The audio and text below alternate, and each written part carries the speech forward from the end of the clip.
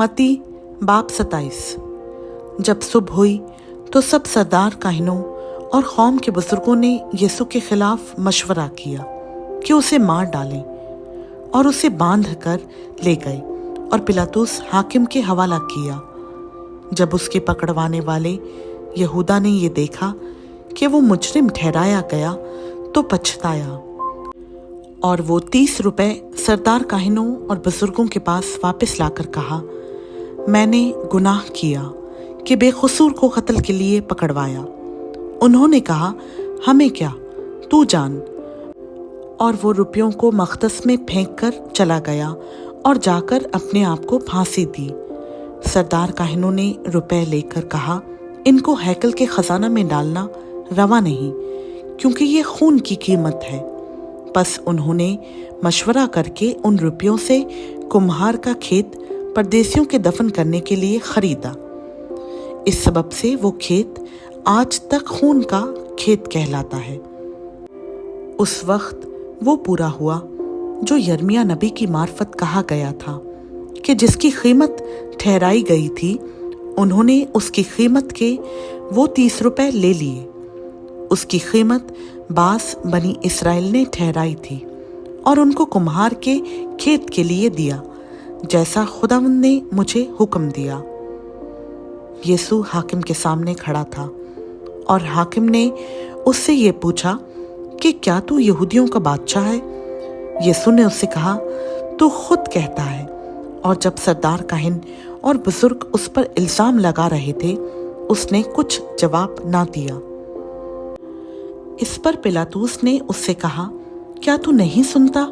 ये तेरे खिलाफ कितनी गवाहियां देते हैं। उसने एक बात का भी उसको जवाब ना दिया, यहाँ तक कि हाकिम ने बहुत ताज्जुब किया। और हाकिम का दस्तूर था कि ईद पर लोगों की खातिर एक कैदी जिसे वो चाहते थे छोड़ देता था। उस वक्त बराबा नाम उनका एक मशहूर कैदी था। बस जब वो इकट्ठे हुए तो पिलातुस ने उनसे कहा, तुम किसे चाहते हो कि मैं तुम्हारी खातिर छोड़ दूं, बराबा को या यीशु को जो मसीह कहलाता है? क्योंकि उसे मालूम था कि उन्होंने इसको हसद से पकड़वाया है। और जब वो तख्ते अदालत पर बैठा था तो उसकी बीवी ने उसे कहला भेजा कि तू इस रास्तबाज से कुछ काम ना रख, क्योंकि मैंने आज ख्वाब में इसके सबब से बहुत दुख उठाया है। लेकिन सरदार काहिनों और बुजुर्गों ने लोगों को उभारा कि बराबा को मांग लें और यीशु को हलाक कराएं। हाकिम ने उनसे कहा कि इन दोनों में से किसको चाहते हो कि तुम्हारी खातिर छोड़ दूं? उन्होंने कहा, बराबा को। पिलातुस ने उनसे कहा, फिर यीशु को जो मसीह कहलाता है क्या करूं? सब ने कहा, वो मसलूब हो। उसने कहा, क्यों? उसने क्या बुराई की है? मगर वो और भी चिल्ला चिल्ला कर कहने लगे, वो मसलूब हो। जब पिलातुस ने देखा कि कुछ बन नहीं पड़ता बल्कि उल्टा बलवा होता जाता है, तो पानी लेकर लोगों के रूबरू अपने हाथ धोए और कहा, मैं इस रास्तबाज के खून से बरी हूं, तुम जानो। सब लोगों ने जवाब में कहा, इसका खून हमारी और हमारी औलाद की गर्दन पर। इस पर उसने बराबा को उनकी खातिर छोड़ दिया और यीशु को कोड़े लगवाकर हवाला किया कि मसलूब हो। इस पर हाकिम के सिपाहियों ने यीशु को किला में ले जाकर सारी पलटन उसके गिर्द जमा की और उसके कपड़े उतारकर उसे खिरमसी चौका पहनाया और कांटों का ताज बनाकर उसके सर पर रखा और एक सरकंडा उसके दाहिने हाथ में दिया और उसके आगे घुटने टेक कर उसे ठट्टों में उड़ाने लगे कि ऐ यहूदियों के बादशाह, आदाब। और उस पर थूका और वही सरकंडा लेकर उसके सर पर मारने लगे। और जब उसका ठट्टा कर चुके तो चोगा को उस पर से उतारकर फिर उसी के कपड़े उसे पहनाए और मसलूब करने को ले गए। जब बाहर आए तो उन्होंने शमाउन नाम एक कुरेनी आदमी को पाकर उसे बेगार में पकड़ा कि उसकी सलीब उठाए और उस जगह जो गुलगुता यानी खोपड़ी की जगह कहलाती है पहुंचकर पित्त मिली हुई मैं उसे पीने को दी, मगर उसने चख कर पीना ना चाहा। और उन्होंने उसे मसलूब किया और उसके कपड़े खुर्रा डालकर बांध लिए और वहां बैठकर उसकी निगहबानी करने लगे और उसका इल्जाम लिखकर उसके सर से ऊपर लगा दिया कि ये यहूदियों का बादशाह यीशु है। उस वक्त उसके साथ 2 डाकू मसलूब हुए, एक दाहिने और एक बाईं। और राह चलने वाले सर हिला हिला कर उसको लान तान करते और कहते थे, ऐ मक़दस के ढाने वाले और 3 दिन में बनाने वाले, अपने तई बचा। अगर तू खुदा का बेटा है तो सलीब पर से उतर आ। इसी तरह सरदार काहिन भी फकीहों और बुजुर्गों के साथ मिलकर ठट्ठे से कहते थे, इसने औरों को बचाया, अपने तई नहीं बचा सकता।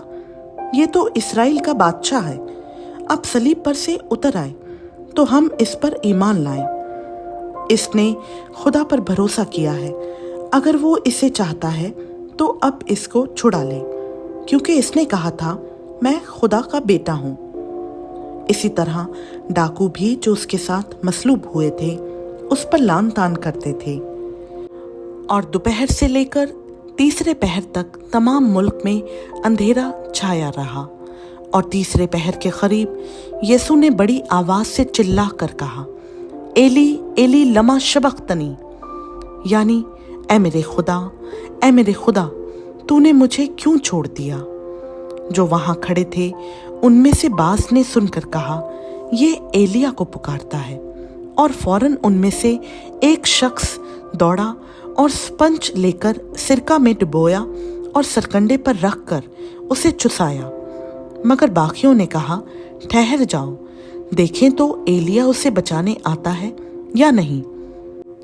यीशु ने फिर बड़ी आवाज से चिल्लाकर जान दे दी और मक़दस का पर्दा ऊपर से नीचे तक फटकर 2 टुकड़े हो गया और जमीन लरजी और चट्टानें तड़क गईं और खबरें खुल गईं और बहुत से जिस्म उन मुकद्दसों के जो सो गए थे जी उठे। और उसके जी उठने के बाद खबरों से निकलकर मुक़द्दस शहर में गए और बहुतों को दिखाई दिए। बस सूबादार और जो उसके साथ यीशु की निगहबानी करते थे बोलचाल और तमाम माजरा देखकर बहुत ही डर कर कहने लगे कि बेशक ये खुदा का बेटा था।